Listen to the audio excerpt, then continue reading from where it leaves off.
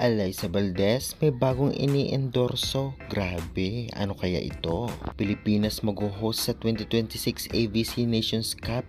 Saan maganap at anong tentative date ating ibigay? Iran, tinalo ang Slovenia sa loob ng 4 sets. Grabe ang lakas. Qatar national team nasa Pilipinas na para sa paghanda sa FIVB. Hindi lang yan, kahit Ukraine ay nasa Pilipinas na rin. Magpapahuli ba ang defending champion na Italy? Syempre andito na rin sila. South Korea tinalo ang Tunisia na makakatapat ng alas Pilipinas in 4 sets. Lahat yan pag-uusapan natin this video. Kaya before that guys, please naman, don't forget to like, comment, and subscribe, and pa-hit yung notification bell para lagi po kayong updated sa aking mga banggong video about sa volleyball dito sa Pilipinas. Maraming salamat sa suporta nyo. Well, may isa naman bagong pagkain na ini-endorso nito ngang si Valdez.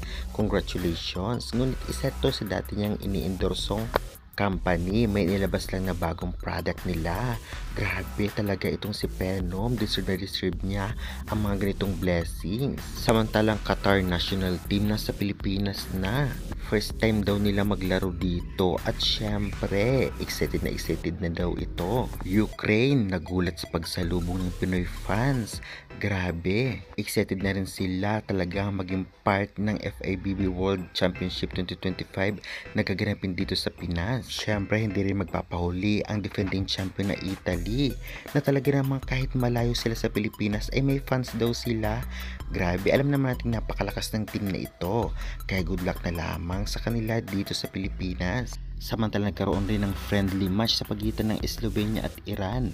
Ang Iran ay makakalaban ng alas Pilipinas at nanalo ang Iran sa loob ng 4 sets laban sa Slovenia. Pero dikit ang score. Alam naman nating lahat na rank number 13 ang Iran na makakalaban ng alas, kaya good luck na lamang. Samantalang nakaharap naman ng Tunisia national team ang South Korea national team kung saan tinalo rin ang Tunisia. Ang Tunisia ang isa rin sa pinaka inaabang na laban dahil opening day pa lamang ng FIVB dito sa Pilipinas, makakaharap ng alas Pilipinas ang team na ito. At isa to sa pinakamalaki ang chance na manalo ang alas dito. Ganon pa man, world champion ito kaya hindi maliitin, kaya good luck. Samantalang dito namang gaganapin sa Pilipinas ang ABC 2026 na may tentative date na.